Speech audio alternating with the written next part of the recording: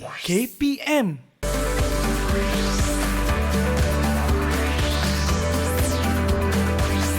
Didik TV KPM. Sedapnya aiskrim ni. Cuaca pula sekarang panas kan. Kita sini dulu Bunga. Kenapa bunga ni masih berkembang Ulamak. Tengok ni ayah apa ni? Hai cikgu. Ifan tengah tengok satu ni bunga ni, bunga merah ni. Dia berkembang macam tu. Kenapa boleh berkembang macam ni? Air apa yang digunakan ni sebenarnya? Air biasa je tu, Ifan. Air biasa je? Air biasa je. Air paip je. Air paip Nak tahu je? tak macam mana dia mengembang? Nak tahu cikgu? Ni sebabnya adalah tindakan kapilari. Okey, air meresap masuk ke dalam kertas tu melalui liang-liang seni yang terdapat pada kertas tu. Jadi, kertas tu mengembang. Kertas tu mengembang. Jadi, kelopak bunga tu terbuka satu persatu. Okey, kalau macam tu cikgu, kita nak berkenalan dulu. Jom saksikan video profil guru.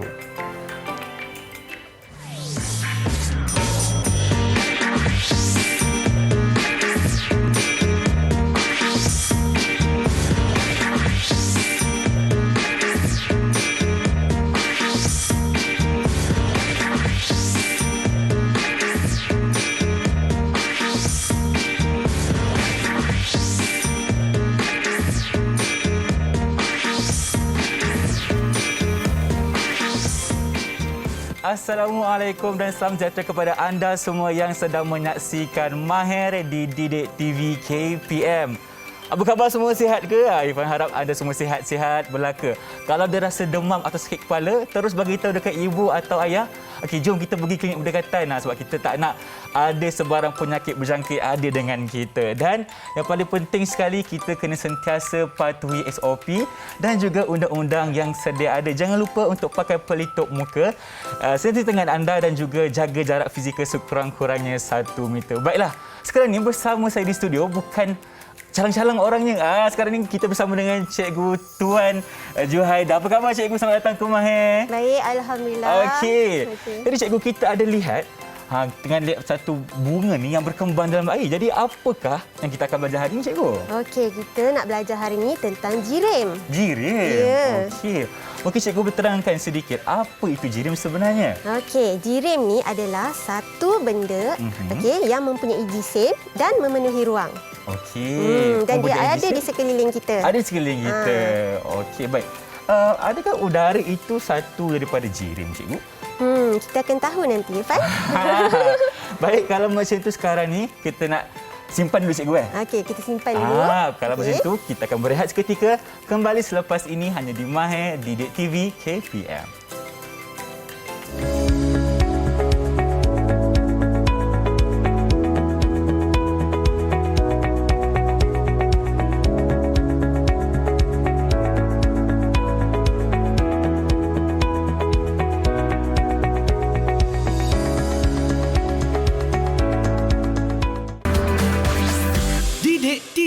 KPM. Didik TV KPM.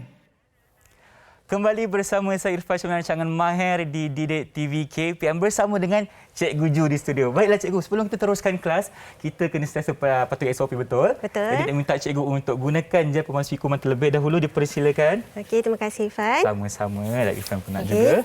Dan yang paling penting sekali dalam studio ni, kita kena jaga jarak fizikal sekurang-kurangnya 1 meter. Baik.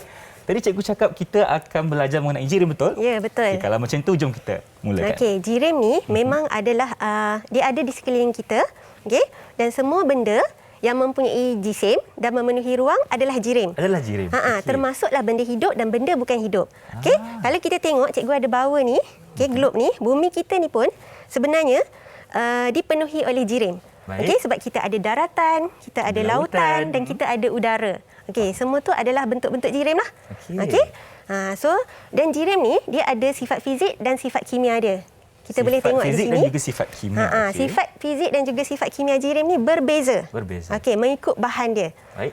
Contoh-contoh jirim kalau benda hidup ialah contoh kita manusia. Haiwan, tumbuhan tu pun jirim. Sebab kita ada jisim kita ada jisim memenuhi ruang. dan kita memenuhi ruang. Faham. Okey. Kalau benda bukan hidup pula, contohnya macam udara, tanah, air tu adalah jirim. Kalau batu macam mana cikgu?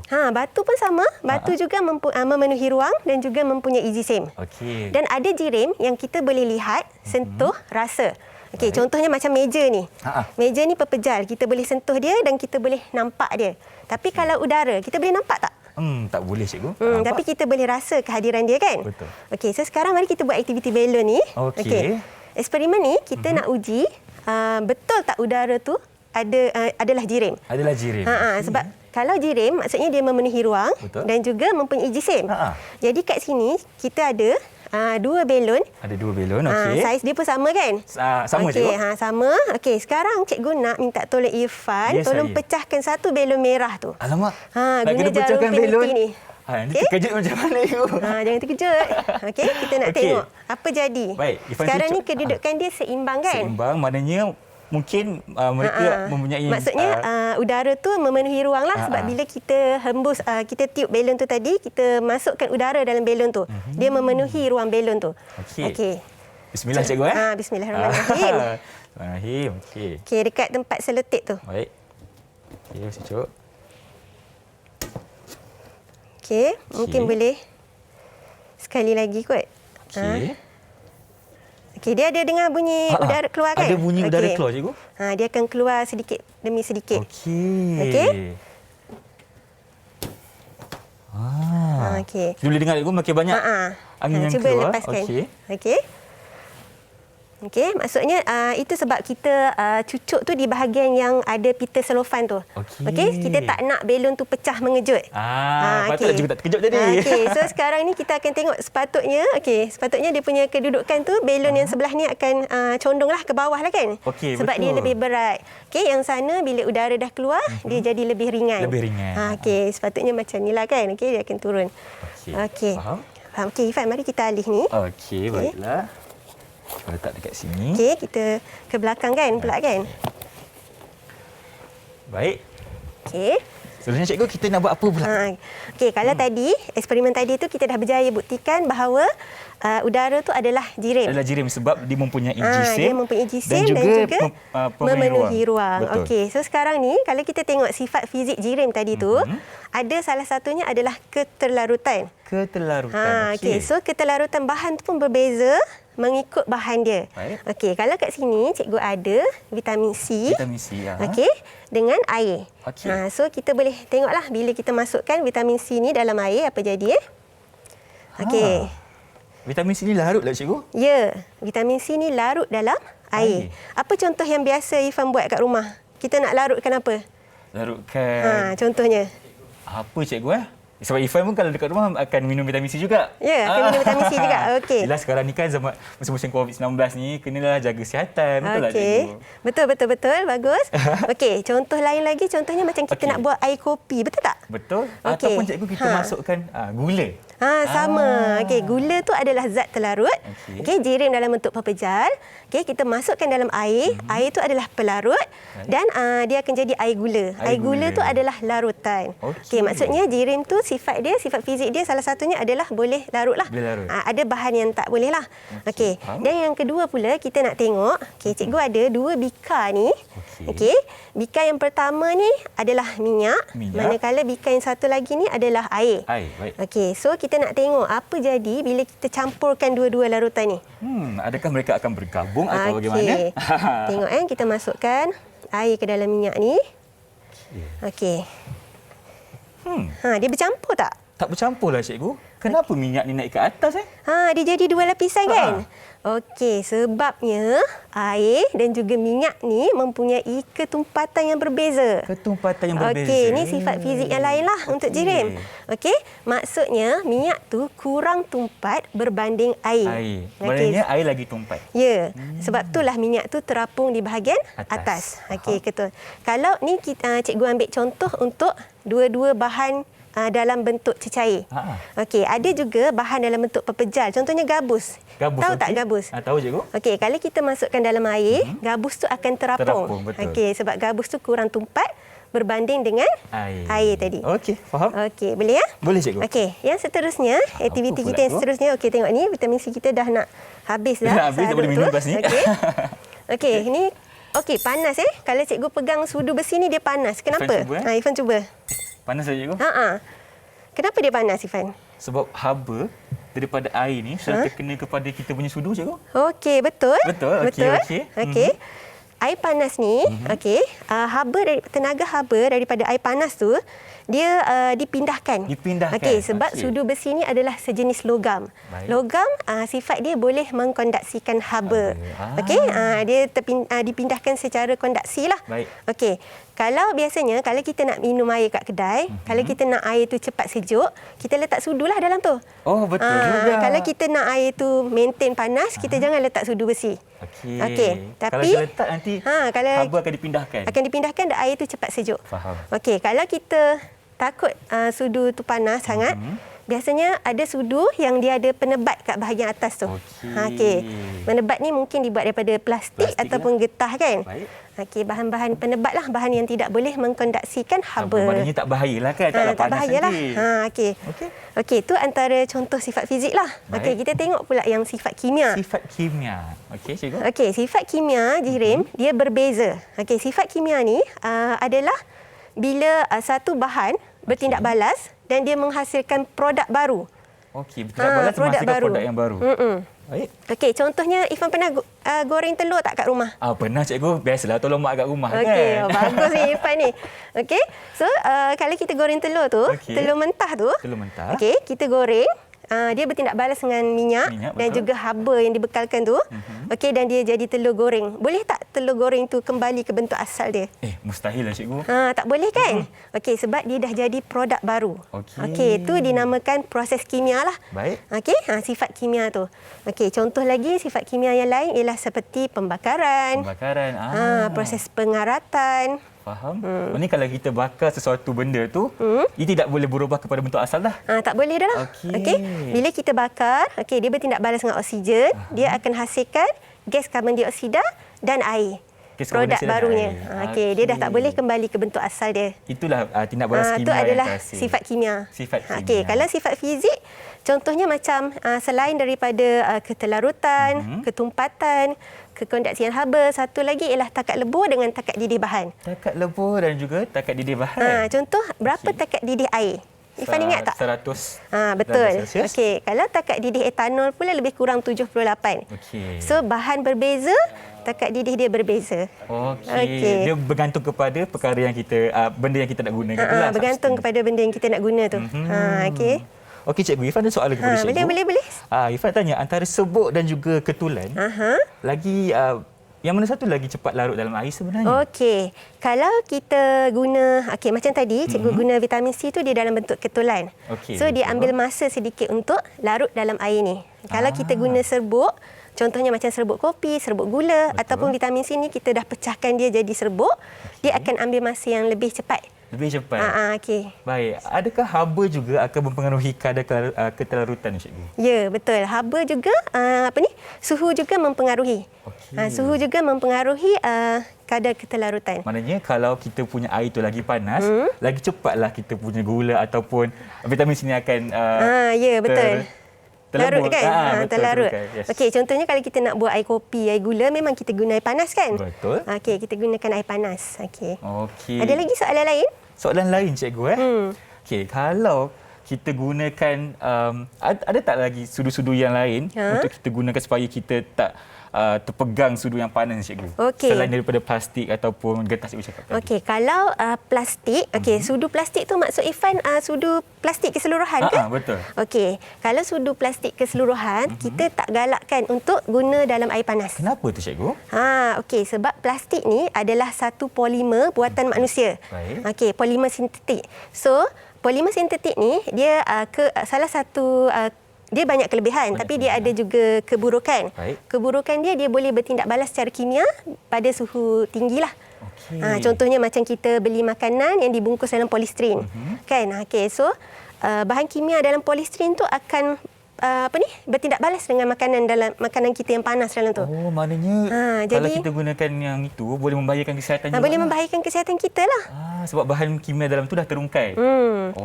Okey, so dapat tak sedikit gambaran tentang jirim ni? Dapat cikgu. Okey, apa contoh Ifan tengok kat sini yang nampak jirim yang Ifan boleh tunjuk yang Nampak ada jirim. kat sini. Okey. Ifan cakap dekat sini pembaris. Okey, betul. Pembaris Pembaris adalah okey. satu jirim juga. Betul. Lepas itu kita ada macam juga tadi udara di dalam udara kita dalam punya belon. tadi. Okey. Dan kita nak cakap tisu ni pun adalah satu jirim juga. Ya, betul. Tisu ni pun adalah satu jirim juga. Okey, dia dalam bentuk pepejal. Bentuk pepejal. Kalau kita tengok, air adalah satu jirim yang boleh wujud dalam tiga-tiga keadaan. Oh, iya ke cikgu? Dia boleh wujud sebagai pepejal, Pepejal. cecair dan juga gas. Gas, okey. Macam mana tu? Air dalam pepejal, apa nama dia? Air dalam pepejal. Air dalam bentuk pepejal. Air dalam bentuk pepejal. Apa maksudnya cikgu? Ais. Betul. Kan? Okey, ais. Ais adalah air dalam bentuk pepejal. Maknanya dia telah dibekukan Dia telah menjadi pepejal. Ya, betul. Okey, ini air lah dalam bentuk cecair. Dan air juga boleh wujud dalam bentuk gas. Gas. Okey, contohnya kita masak air. Masak air. Air mendidih, Betul. kita nampak ada Wap wap air keluar tu kan? kan? Okey, itu dinamakan wap air Wap ataupun air. steam. Baik. Okey. Maknanya dekat sini air ni boleh berubah bentuk pada tiga Ya. keadaan. Jirim tu boleh berubah bentuk. Jirim boleh berubah Okey. bentuk. Maknanya kepada pepejal, Pepejal, cecair dan juga gas. gas. Ya. Okey. Adakah itu akan kita akan saksikan di segmen 3 nanti, cikgu? Ya, kita akan sambung nanti. Baik. Kalau macam tu cikgu, kita rehat dulu boleh? Boleh. Kita kembali selepas ini hanya di Mahir Didik TV KPM.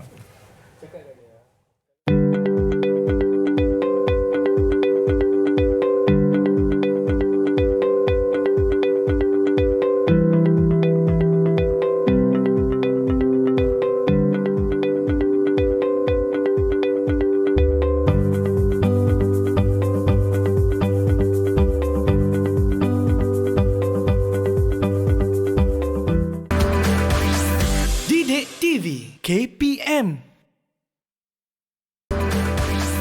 Didik TV KPM.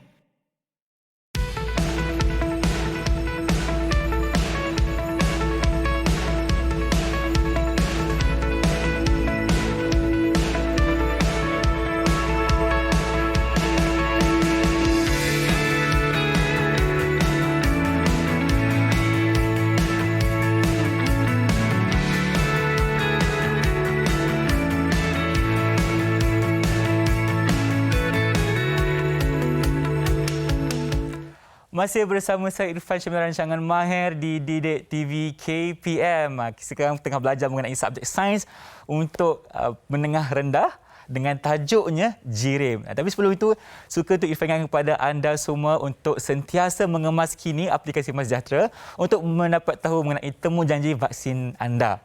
Sebab sekarang ni kita telah memberikan banyak vaksin untuk anda semua, jadi jangan lupa untuk kemaskini supaya kita dapat sama-sama mencapai herd immunity. Okey, sama-sama kita selamatkan negara kita, Malaysia. Baik cikgu, tadi kita dah menyentuh mengenai keadaan jirim kan? Jadi rasanya cikgu nak terangkan dengan lebih lanjut, betul tak? Betul. Kalau macam itu, kita persilakan cikgu. Okey, kita sambung sikit lagi tentang jirim ni. Ada 3 keadaan, Irfan. Baik. Yang pertama, cikgu. Okey, 3 keadaan jirim. Yang pertama, dia boleh wujud sebagai pepejal. Okey, yang kedua sebagai cecair. Dan yang ketiga, dia boleh wujud sebagai gas. Baik. Okey, so tadi pun kita ada sebut sedikit kan? Okey, so dia ada sifat yang berbeza lah antara pepejal, cecair dan gas ni. Okey, apakah sifat-sifatnya, cikgu? Okey, so kalau pepejal, jirim yang wujud dalam bentuk pepejal ni, bentuk dia tetap. Tetap, Contohnya kalau kayu. Kayu, okey. Kan dia bentuk dia tetap solid kan? Tak boleh berubah bentuk lah. Tak boleh berubah bentuk. Faham. Okey. Kalau cecair, bentuk dia mengikut bentuk bekas yang diisi. Bekas yang diisi. Contohnya kalau kita isi dalam cawan yang berbentuk panjang, tirus, dia akan ikut bentuk bekas lah. Kalau bulat-bulat lah. Kalau bulat-bulat lah. Okey. Kan? Okey, dia mengikut bekas. Okey, manakala jirim yang wujud dalam bentuk gas ni pun sama, mengikut bentuk bekas yang diisi. Contoh macam belon tadi kan? Kita tiup belon tadi kan? Kalau bentuknya bulat-bulat lah. Bulat lah. Kalau bentuknya seperti kucing lah kan? Seperti kucing lah kan? Okey, Contohnya macam kat rumah kita pun ada gas. Gas memasak tu. Gas memasak. Gas memasak ni kan nama dia ialah gas butana. Gas butana. Dia mengikut bentuk silinder ni lah. Tong silinder ni kan? Ia telah memenuhi ruang bentuk silinder tu. Ya. Okey. So, pepejal dengan pepejal dengan cecair, jisim dia tetap. Tetap. Okey. Tapi gas dia tiada jisim tetap. Kenapa tu cikgu? Gas dia tiada jisim yang tetap sebab dia mengikut bekas. Mengikut bekas. Mengikut bekas dia. Okey. Isi padu, sifat isi padu pun sama. Pepejal dengan cecair mempunyai isi padu yang tetap. Baik. Tapi gas mengikut isi padu bekas. Macam dia cakap tadi. Macam sama juga. Okey. Keboleh mampatan, pepejal sukarlah tidak boleh dimampatkan. Faham. Contohnya macam kayu, meja ni kan. Boleh tak kita kompres dia? Tak boleh. Tak boleh kan sebab dia solid. Okey, dia pepejal kan. Okey. Cecair boleh dimampatkan tapi agak sukar. Sukar. Okay. Contohnya macam ni cikgu? Contohnya macam kan kita pergi suntik vaksin sekarang Suntik kan? vaksin, betul. Okey, dalam picagari tu vaksin tu dalam bentuk cecair kan? Okey, so dia boleh dimampatkan tapi dia agak sukar lah. Okey, berbanding perlukan tenaga. Okey, berbanding dengan gas. Gas paling senang dimampatkan. Baik, faham. Okey, pepejal paling sukar dimampatkan, cecair tu sederhana. Gas tu paling senang dimampatkan. Paling senang untuk dimampatkan. Okey, apa contoh gas yang ada dalam udara kita, Ifan? Kita ada oksigen, cikgu. Okey, betul. Apa fungsi oksigen tu? Oksigen tu untuk beri kita bernafas, cikgu. Ya, betul. Okey, manusia dengan haiwan perlukan gas oksigen. Okey. Dan perubahan jirim ni dia boleh berubah bentuk. Oh, boleh berubah bentuk. Ya.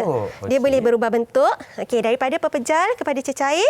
Okey, prosesnya ialah peleburan. Peleburan. Daripada cecair kepada pepejal, prosesnya pembekuan. Okey, kalau peleburan tu maknanya kita kena ada apa, cikgu? Contohnya macam ais. Okey, ais melebur menjadi air. So dia bertukar menjadi cecair lah. Kita memerlukan haba, betul cikgu? Memerlukan haba. Okey, maksudnya ni semua memerlukan haba lah. Okey, sama ada haba diserap atau haba dibebaskan. Okey.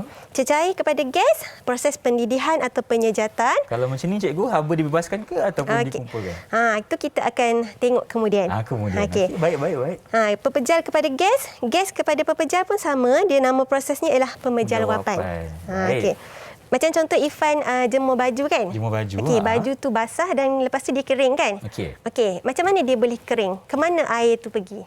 Diserap oleh haba, cikgu. Okey, diserap oleh haba. Okey, prosesnya pendidihan ke penyejatan? Penyejatan. Okey, proses penyejatan. Air tu tersejat ke udara sebagai wap air. Okey, cikgu. Ifan tanya. Kita tengok. Okey. Ifan nak tanya untuk penyejatan ni, cikgu. Adakah keadaan bilik itu pun akan memberi kita satu, orang kata apa, sebab kenapa kita punya baju boleh terlambat ataupun tercepat untuk disejat? Betul-betul dia mempengaruhi.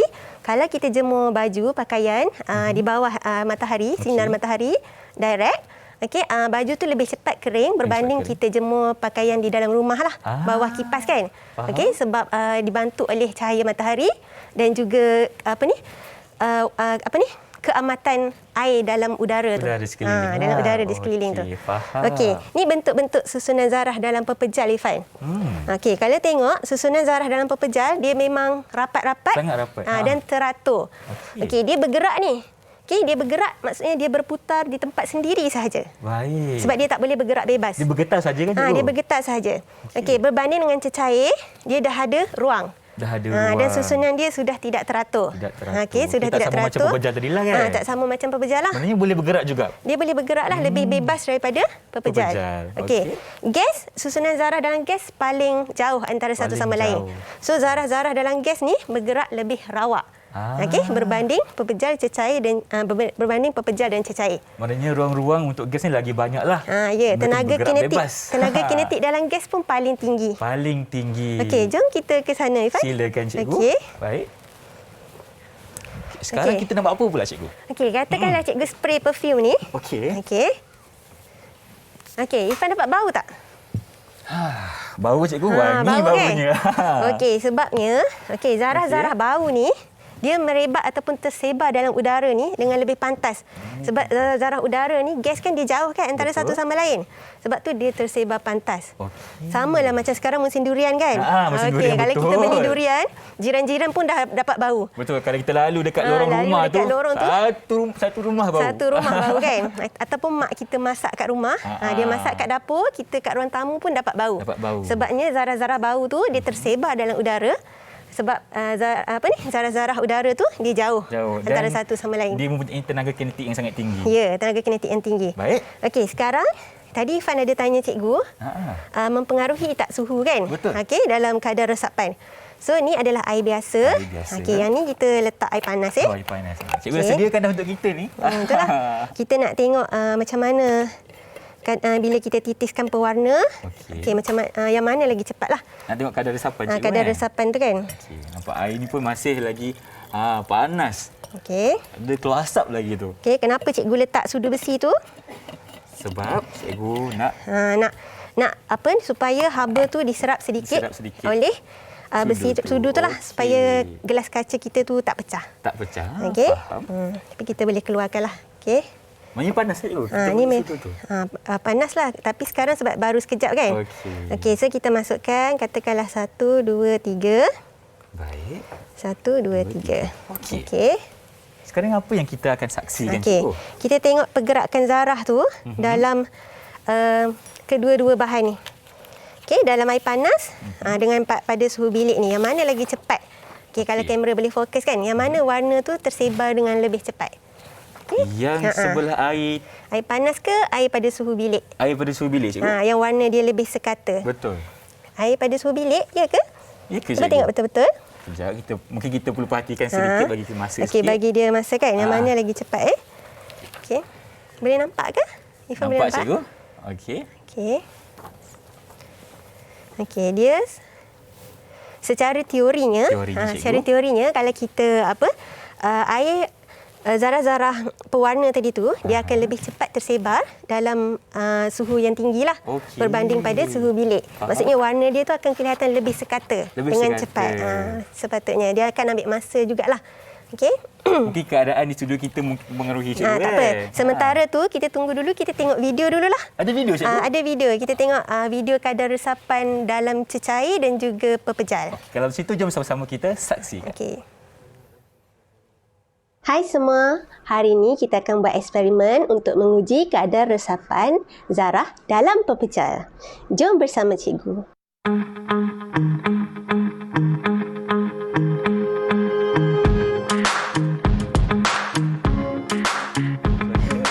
Mungkin sebab air ni dia tadi kan sejuk kan.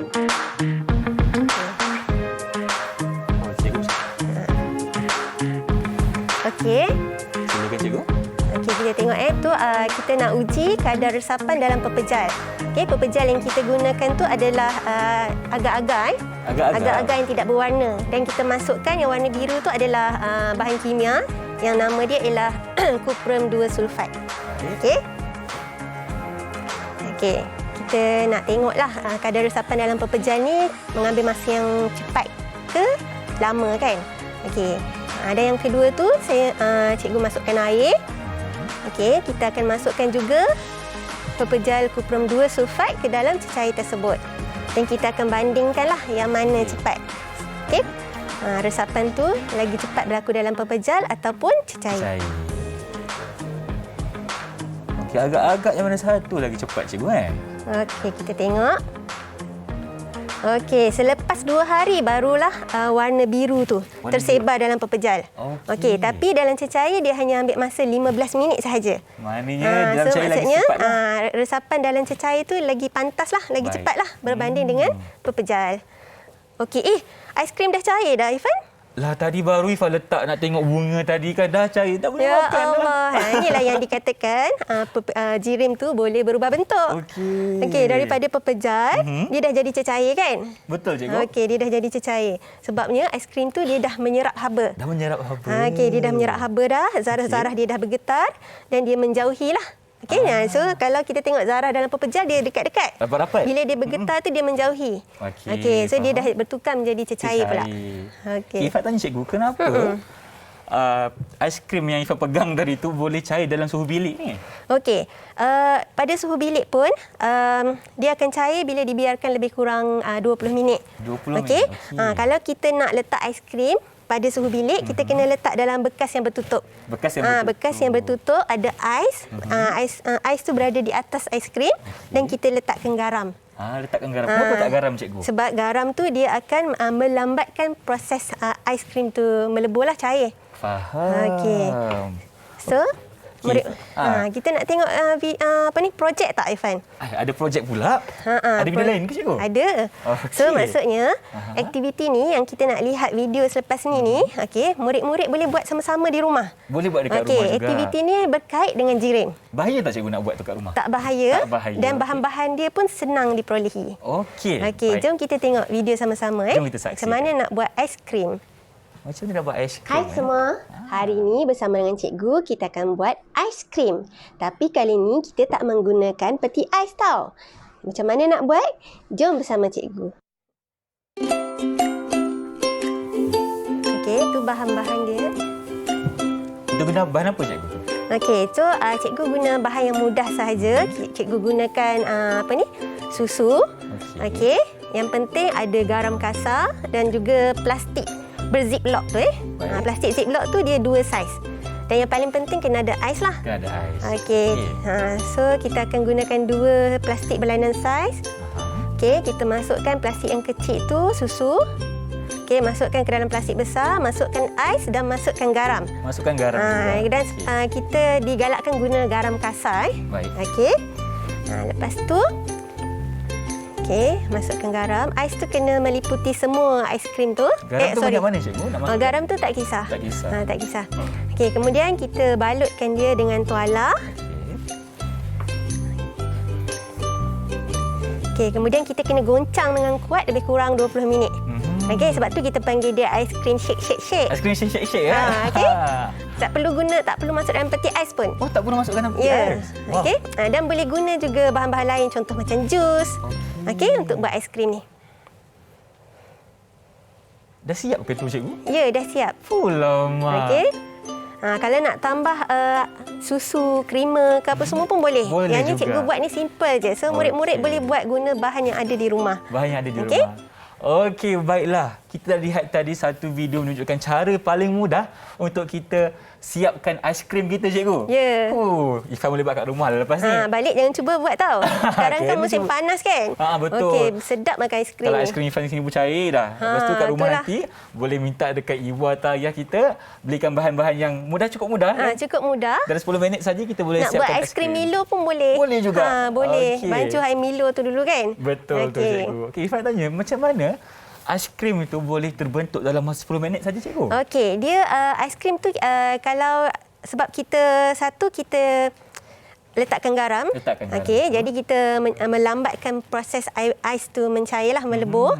Okey, dan yang kedua sebab kita goncang tu, shake tu. Kita shake. Kita beri energi kepada zarah tersebut. Baik. Okey, kita goncang sampai 10 minit cikgu. Lebih kuranglah 10 minit 20 minit. Tengok kalau kita nak dia betul-betul jadi solid pepejal tu ambil masa lama sikitlah, dalam 20 minit lah. Okey, maknanya Macam kita cikgu boleh buat buat tu lama 15 sikit minit. lah. Okey. Okey. Dan boleh letak ais vanila pun boleh. Pun boleh. Ikutlah kita punya ikut selera kita. Ikut selera kita. Ikut selera tadi kita. rasanya cikgu letak aiskrim strawberry, betul tak? Betul. Kan? Susu strawberry tadi. Susu strawberry tadi. Okey, baik. So mudah diperolehi kan? Mudah sangat cikgu. Kalau kita tak boleh keluar pun untuk beli bahan-bahan tu, sekarang pun senang kita boleh beli secara dalam talian kan? Betul. Okey.